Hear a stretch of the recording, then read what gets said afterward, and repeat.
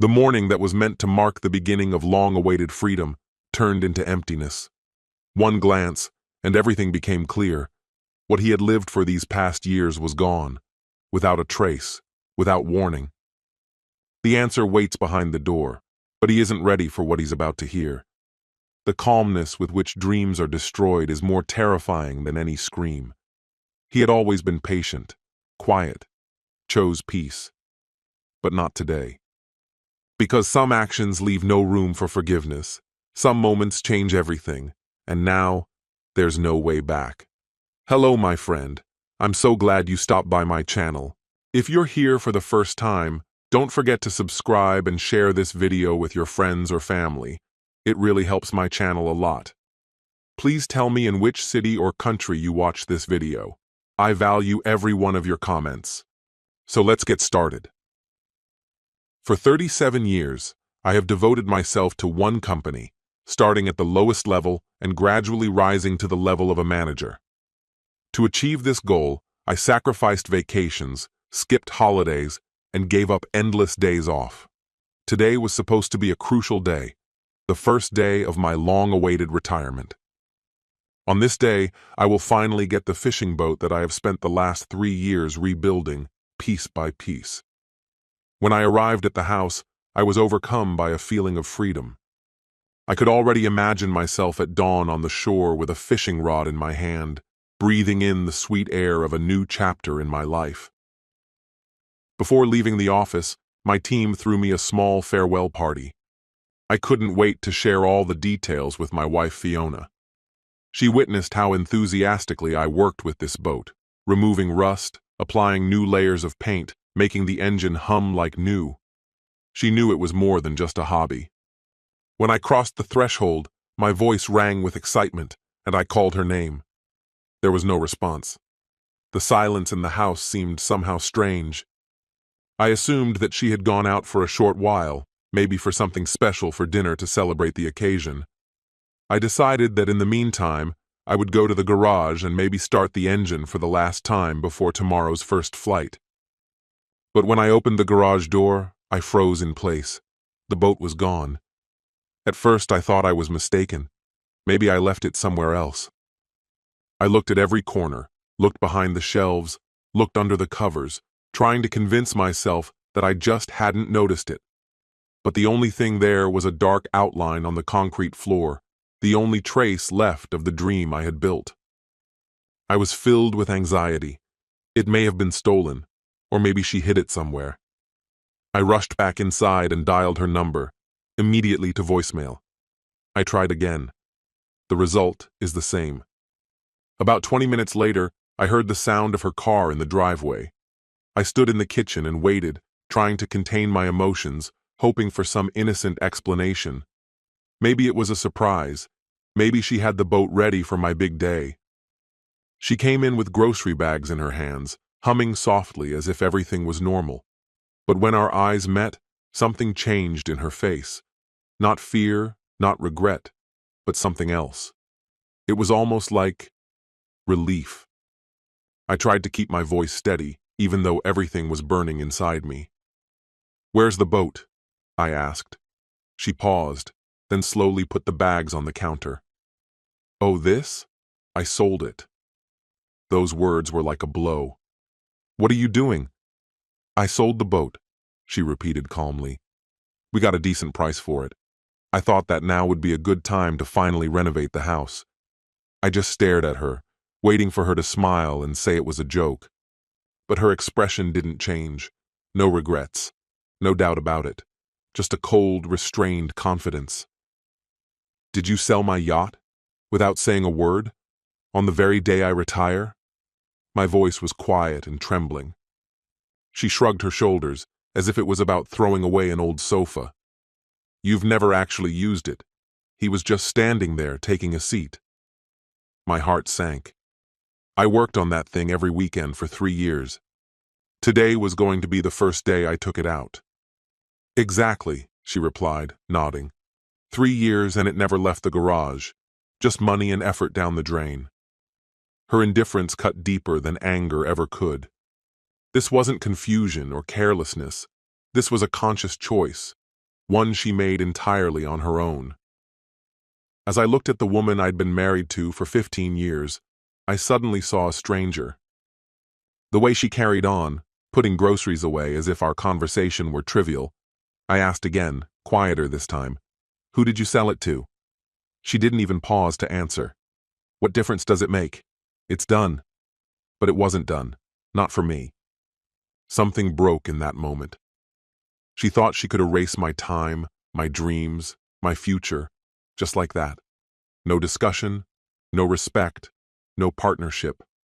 As she slept peacefully that night, her breathing slow and even, I stared up at the ceiling, wide awake. My thoughts raced. By dawn, I had made up my mind. If she believed this was over, she was mistaken. She left that morning for her book club, humming again, as if nothing at all had changed. The second her car disappeared down the road, I went into motion. I started with her office, digging through drawers, flipping through files, checking her computer. I searched for any clue that could lead me to the boat. It didn't take long. Buried in a folder labeled "Boat Sale" was a stack of printed emails. My hands shook as I sifted through them. She had been orchestrating this for months, long before I'd even filed my retirement papers. Her emails revealed everything. She had been negotiating with a man named Raymond from the marina. Raymond Harris. Not just any Raymond. Lena's husband, her best friend's partner. They'd come to an agreement. $12,000. $12,000 for my dream. I'd invested at least $25,000 into that boat, between purchasing it and the countless hours and cash it took to restore it. Just the engine alone was worth more than what she sold the whole vessel for. But the loss of the boat wasn't the real wound. It was reading her emails that cut the deepest. One message read, "My husband is obsessed with that thing and never uses it. I need it gone before he retires and wastes even more of his time on it." Another was even more painful. "He'll get over it. Men always think their hobbies are more important than the things that truly matter." The things that truly matter. I opened our financial records. We had over $4,000 in the bank. No outstanding debts, no mortgage, no car payments, nothing owed to anyone. So what exactly were these so-called real priorities she claimed to be acting on? She came home that afternoon and saw me at the kitchen table, papers spread in front of me. Her eyes locked onto the folder, and she stopped in her tracks. All the color drained from her face. "You're digging through my private emails now?" she asked, trying to sound outraged, but I could hear the tension creeping in. "Private? You mean the evidence that you've been going behind my back for months?" She slowly took the seat across from me, visibly shaken. It was the first time since this whole ordeal started that she looked unsure. "I knew you'd turn this into a huge deal," she muttered. "That's why I didn't say anything." "A huge deal?" I said, voice low. "You sold my boat for half of what it's worth, to your friend's husband, and you kept it all from me. That's not a deal. That's betrayal." "I didn't lie," she said defensively. "I just didn't see the point in having a fight over something that had to happen." Had to happen? I leaned forward. "We have over 40 grand in savings. We're debt-free. Our house is completely paid off.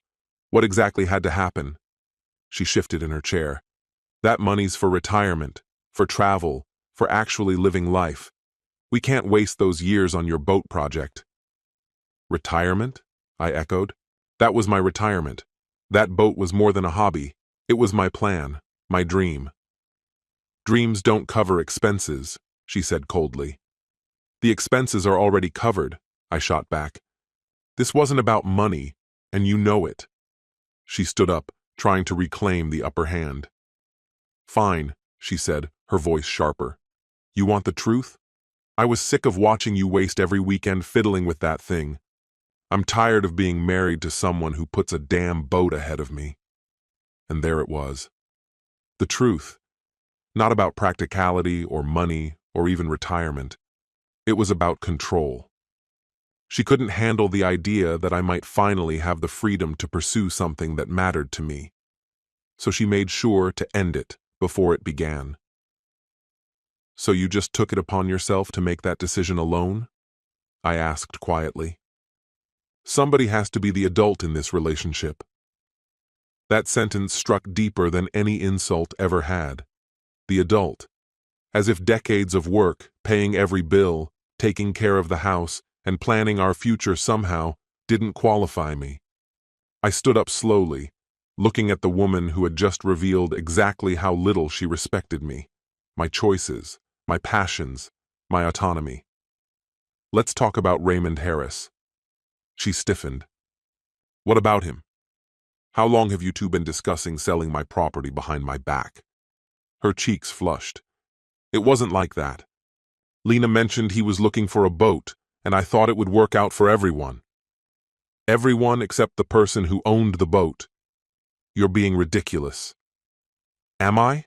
I said, my voice steady. Because from where I'm standing, it looks like you negotiated with another man about my property, made plans for my retirement, and cut me out of the entire conversation. She opened her mouth, likely ready with another excuse, but I raised a hand to stop her. Here's what's going to happen. You're going to call Raymond Harris and tell him the sale wasn't authorized. You're going to ask him to reverse it. I'm not doing that, she said, her tone flat. It's already done. No, it isn't. The sale went through without the legal owner's approval. That means it's invalid. You can't prove that. For the first time in over 24 hours, I allowed myself a small smile. Actually, I can. Because you forged my signature on the title transfer. Her face went completely pale. She hadn't expected me to dig that deep. She never thought I'd push back. She'd bet everything on me staying quiet, like I always had. For 15 years, I'd been the one to keep the peace, to let things slide for the sake of harmony. She mistook my restraint for weakness. That was her mistake. The next morning, while she was at work, I drove into the city and walked into the offices of Pierce and Associates, the same firm we used when we bought our house. Daniel Pierce remembered me. He listened carefully as I laid out everything. This is a textbook case of document fraud, he said, flipping through the title paperwork I'd brought. The signature doesn't even resemble the one on your ID. She didn't even try to copy it. What are the next steps? There are several. We can pursue criminal charges. Fraud and theft are real possibilities. Alternatively, we might file a civil suit to either reclaim the boat or obtain a financial award equal to its value. Another route worth considering is whether this conduct constitutes financial abuse, particularly if it fits into a broader, consistent pattern of manipulation. A pattern of manipulation. That phrase repeated itself in my thoughts as I drove back. This wasn't a single lapse in judgment. Looking back now, I can trace it all. The slow dismantling of my financial independence, piece by piece. She had convinced me we couldn't afford the things I valued, while freely indulging in whatever she wanted. My input on financial matters, especially retirement, was routinely dismissed, and major choices were made without even a courtesy heads-up. That day, I started assembling proof. I pored over bank statements that highlighted her excessive spending, side by side with the limitations she placed on me. I dug up emails where she committed us to obligations I'd never agreed to. I included pictures of high-end purchases made during times she insisted we were struggling. I built a timeline showing how she'd unilaterally made major decisions, investments, acquisitions, long-term plans, all without my awareness, let alone my consent. By nightfall, I had documented 15 years of subtle domination, now rendered unmistakable. Selling the boat hadn't started this. It was simply the first time she'd crossed a line so clearly that I couldn't unsee it. She entered the study while I was surrounded by papers and photos strewn across the desk. She glanced over, saw what I was doing, and said nothing. Likely assumed I was stewing over the boat. "Dinner's in an hour," she said as she headed upstairs. "I won't be there," I said calmly. She stopped mid-step. "What do you mean?" "I've got plans with Raymond Harris. We've got something to resolve." Her footsteps came quickly back down the stairs. She appeared in the doorway, tension written all over her face. You can't just confront him like that. It's humiliating. For whom? I asked. Him or you? For everyone, she snapped. The sale's over. You need to move on. I met her eyes and gave a small smile. Actually, that sale was illegal. Raymond's about to find that out. She blinked. What are you saying? I'm saying you forged my signature on official paperwork. That you sold shared property without my permission. Raymond, whether he realizes it or not, now holds stolen goods. Her lips parted, but no words came out. I've spoken to an attorney. Did you know forging a title signature is a felony in this state? Or that disposing of someone else's asset without their consent is legally classified as theft? And Raymond, he's liable, even if he didn't know at the time. She sank into the chair across from me, her face drained of color. You wouldn't, she whispered. Wouldn't what? Stand up for myself? Hold someone accountable for illegal actions? You're right. The man I used to be wouldn't have done this. He would have grumbled quietly, maybe sulked, and let it go for the sake of peace. But that man disappeared the day you chose my retirement to show me exactly how little I meant to you. I stood and began organizing the materials. I'm meeting Raymond at the marina in half an hour. He's got two options: return the boat without a fight, or face the legal consequences of getting tangled in your scheme. You're throwing our marriage away over a boat? I stopped at the door. I didn't destroy anything. That happened when you made it clear that my dreams, my input, and my belongings were irrelevant. You made the choice to deceive instead of communicate. You broke the law instead of having a conversation with your husband. It doesn't have to go like this, she said quietly. We can fix this. You're right. It didn't have to come to this. You had ample time, months, to bring this up, to involve me. You could have chosen honesty, chosen partnership. Instead, you treated me like an obstacle, someone to hide things from, not someone to trust. I turned to leave but paused one final time. You chose deceit. You chose theft. So now, the law and the courts will take it from here. Funny, you always said actions have consequences. Turns out, I heard you. As I walked to the car, I could hear her calling out, but I didn't turn back. For the first time in 15 years, I was about to sit down at a table where I held every card, and unlike her, I would make it absolutely clear what the stakes were. Raymond Harris was already waiting outside the marina office when I pulled in. He looked restless, shifting his stance like someone who knew this wasn't going to end well. Good. You look like you're carrying some stress. I appreciate you making time to meet me on such short notice, I said, clasping his hand with a firm grip. Yeah, well, your wife mentioned you might want to discuss the boat, he responded, his voice overly casual, like someone trying too hard to act like nothing was wrong. She's clearly been sharing quite a bit. Let's go take a look at what belongs to me, I replied, walking behind him as we made our way down the dock. And there it was, my fishing boat, fully restored, sitting calmly in the slip as if it hadn't been the source of months of tension. Just seeing it reignited the anger I'd been keeping under control. I had poured 3 years of weekends and more than $25,000 into restoring it, and someone else had been out there using it like it was theirs. Still, I kept my voice steady. Beautiful job on the restoration, Raymond said, no doubt trying to keep things civil. She mentioned you put a lot of work into it. Every weekend for 3 straight years, I replied. Over 25 grand in materials and tools. I refinished that hull with my own 2 hands. I ran my palm along the side of the boat, then turned to face him. So, Raymond, how much did you hand over for it? He shifted his weight, clearly uncomfortable. We agreed on what I thought was a fair deal, $12,000. I looked over the documents. His face started to redden. If there's something wrong with the sale, maybe we can figure it out. I had no idea there might be a problem. I handed him the folder I'd brought with me. Inside was a copy of the title transfer. Take a good look at the signature. He studied the page, and then looked up at me, his expression changing from confusion to concern. This doesn't look like yours. That's because it isn't. My wife forged it. She sold you a boat she had no legal right to sell. The color drained from his face. I didn't know. She told me you both wanted to get rid of it.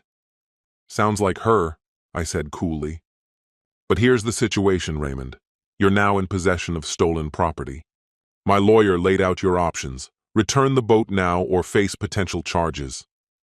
He kept staring at the document, then looked back at the boat like it might suddenly vanish. So, what exactly do you want me to do? I'm giving you the chance to resolve this without legal fallout. You can hand it over today, clean break, or you can hold on to it and deal with what follows. But I paid $12,000 for it. That's between you and the woman who lied to you. My issue is with the theft, not the money. She committed fraud. That's who you need to talk to. He stood there, quiet, eyes darting between the forged signature and the boat, trying to process it all. If I give the boat back, do I just lose everything I paid? That's not my problem to solve. But I can tell you what happens if you don't return it. I file a police report first thing tomorrow. By the afternoon, you'll have detectives asking how you ended up with stolen property. I didn't give him space to breathe. Your name goes into the report. Cops at your doorstep. Your wife, Lena, wondering why her husband is being investigated. His hands shook slightly as he passed the folder back. I don't want to be involved in this mess. All I wanted was a damn boat. Then we understand each other. I'll have a trailer here in a couple of hours to pick up what's mine. He nodded fast. Yeah, okay. I'll start taking my stuff off it right now. Watching him scramble to unload his things from my boat felt better than I'd expected. It wasn't about vengeance.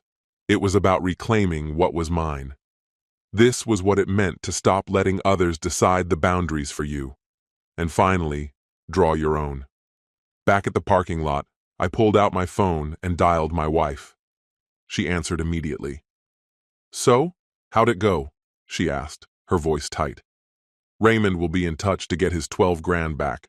The boat's coming home tonight. You can't be serious. We've already used some of that money. Then figure out how to unuse it. Raymond has 48 hours to be reimbursed or he's filing a lawsuit for fraud. This is insane. You're blowing up our lives over a boat. No, I'm defending what's mine. That's a very different thing. I hung up and called Daniel Pierce right after. It's done. Raymond's giving the boat back without a fight. Now I want to move forward on everything we talked about, all of it.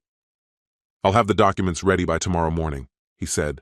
Separate finances, updated will, full inventory of your assets. You're sure this is what you want?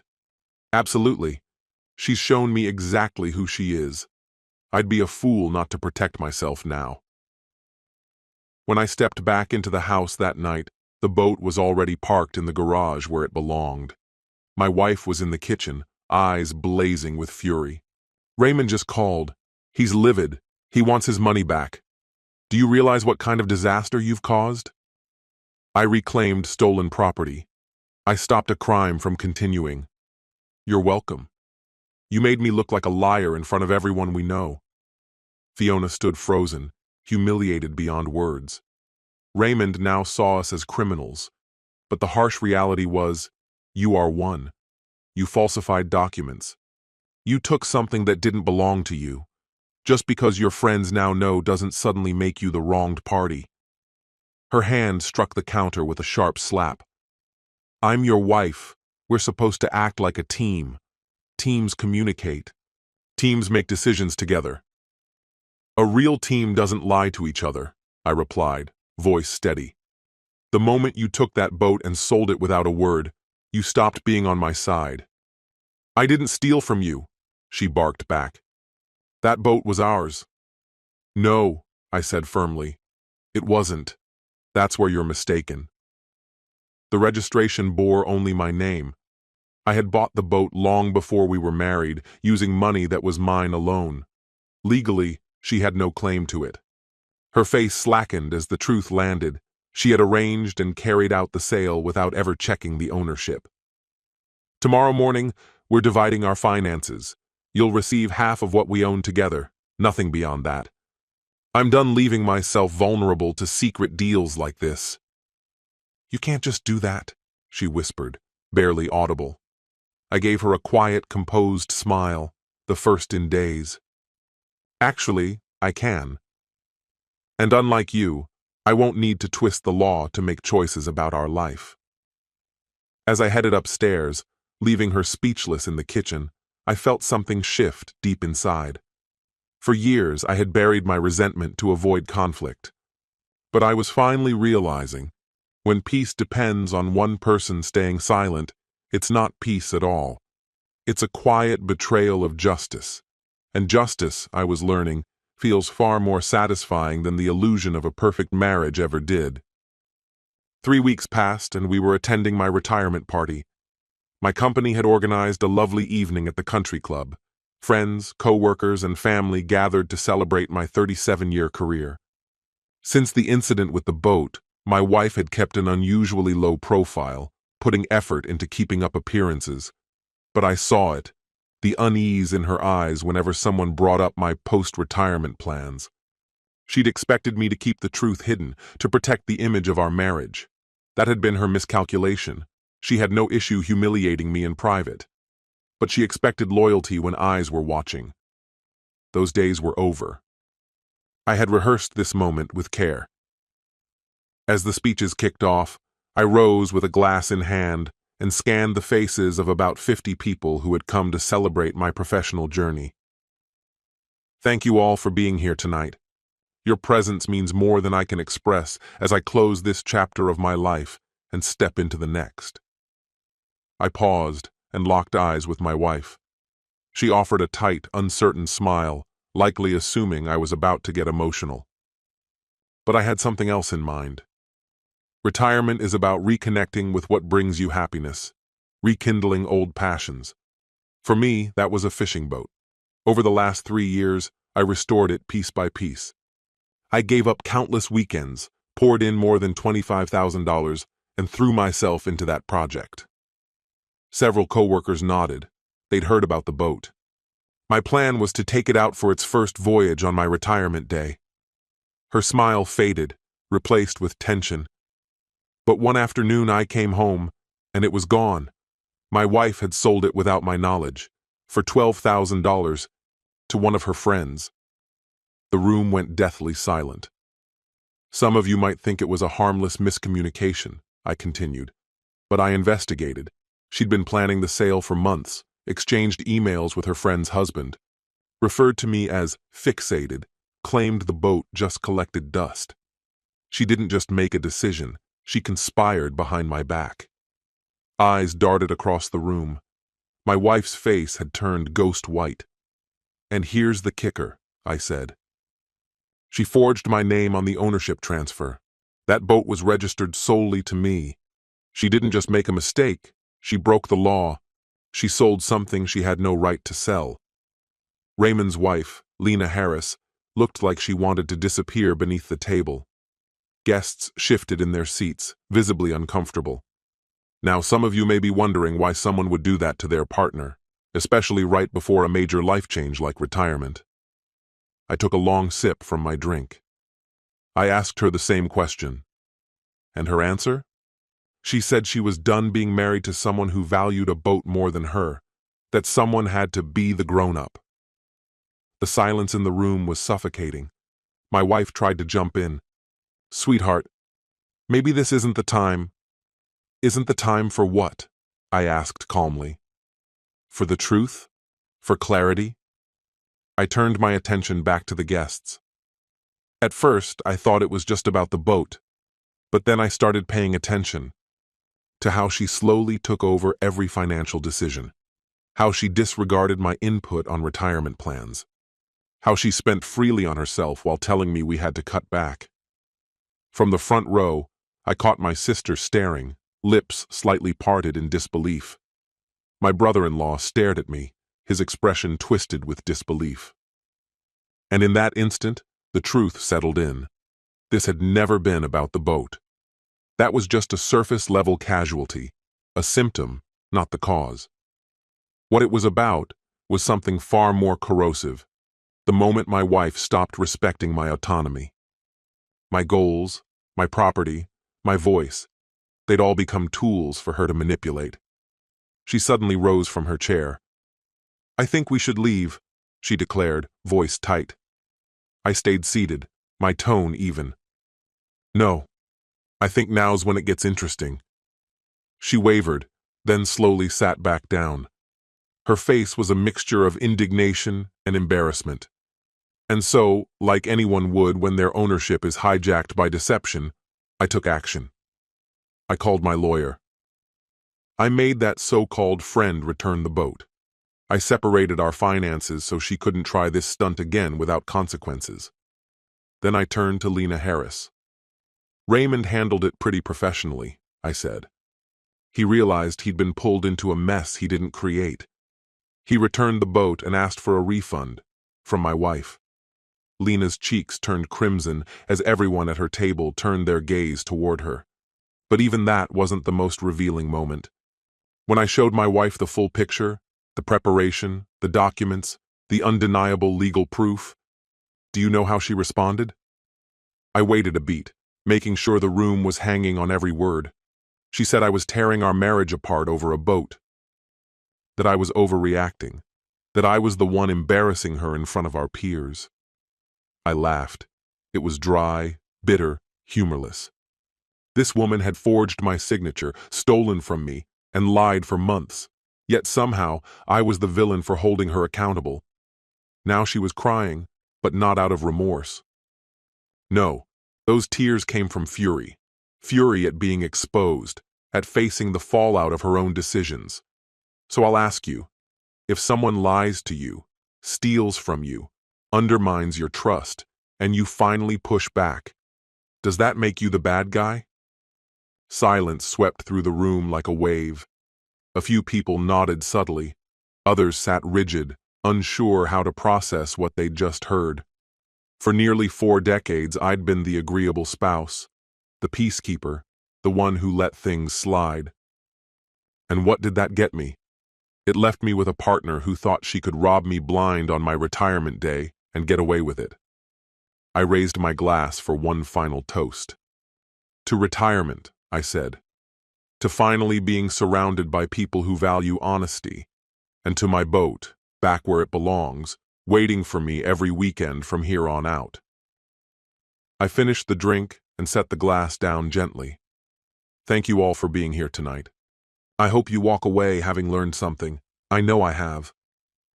As I made for the door, quiet murmurs echoed behind me.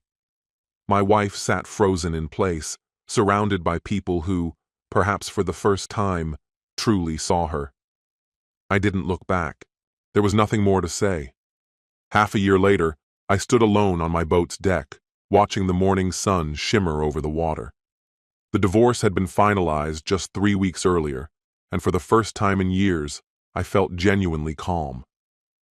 Her voice no longer lived in my head. I no longer had to navigate a minefield of passive-aggressive resentment as though my happiness was something offensive. The court proceedings played out exactly as my attorney predicted. Her forged paperwork obliterated any credibility she had, and the records I'd meticulously kept exposed her financial betrayals in full. She tried to claim everything, my retirement, my boat, anything she thought would still hurt. But facts had weight. The judge granted her what the law required, her portion of our shared savings, her vehicle, and part of the house's value. But the boat she tried to steal? She never touched it again. My retirement fund? Untouched. I built that myself, and she had no right to what she never contributed to. The morning after the judgment, she called. I nearly ignored it, but curiosity got the better of me. "I've been thinking," she began, her voice unusually soft. "Maybe we acted too fast. Maybe this whole legal mess was a mistake." I sat at the kitchen table, eyes drifting to the locked garage where my boat waited. "No," I said, "there was no mistake. You made a decision. You made many decisions. You chose deception over discussion. You chose a signature on a forged document over a real conversation. You didn't just make a mistake, you made a choice. But we were together for 15 years, she said, her voice cracking. Doesn't that mean anything to you? It means I learned a hard truth, I replied. 15 years of believing I was with someone who saw me as an equal. Turns out, I wasn't. I know I hurt you, she said, desperation seeping into her tone. But we can fix it. We can see a therapist. I can change. Change. That word. I'm sure she'd dangled it before, maybe to others when her lies caught up with her. But she'd had every opportunity to change, to take responsibility, to say sorry, to show even a flicker of remorse. Instead, she spent every minute painting me as the villain, for daring to draw a line and defend what was mine. I felt the sting of humiliation. You put me under a spotlight and dismantled me in front of everyone we hold dear. I didn't lie. I simply told the truth where everyone could hear it. If hearing that truth left you feeling vulnerable, perhaps it's time to examine your actions instead of mine.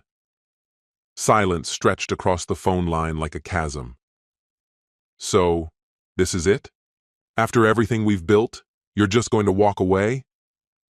I stood and crossed to the window. Outside sat the boat, a vessel that had come to mean more than freedom. It was a quiet rebellion against being controlled. I'm not abandoning anything, I said evenly. I'm finally taking back the parts of myself I silenced to maintain a peace that never really existed. You've changed, she said. I have, I admitted. The man you married would have grumbled about the boat, but eventually relented. He would have accepted your apology, again, and stuffed down his pride just to avoid conflict. The man you married believed love was about enduring whatever came his way, even when it chipped away at his dignity. I stopped speaking and watched a formation of pelicans glide over the ocean, effortless and sure. But that man was naive, and I've left him behind. Keep your precious boat, she snapped. I will, I answered calmly. Every morning, when I see it resting in the garage, I'm reminded that my worth is not up for compromise. Every time I take it out on the water, I reconnect with a quiet peace, the kind you feel when you're no longer waiting for someone to steal your joy. You'll regret this. One day, you'll see what you've lost. It was her final attempt to reel me back in, to convince me I was making the wrong call. But I was crystal clear on what I had released. I let go of the anxiety that came with wondering when you'd try to assert control again. I let go of the uncertainty surrounding your feelings toward what lit me up inside.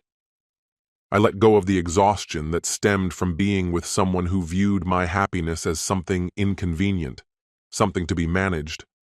I stepped into the garage, laid my hand gently on the boat's smooth hull, and finally saw what I'd gained.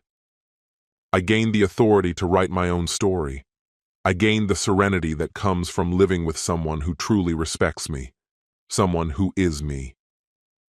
Goodbye, she murmured.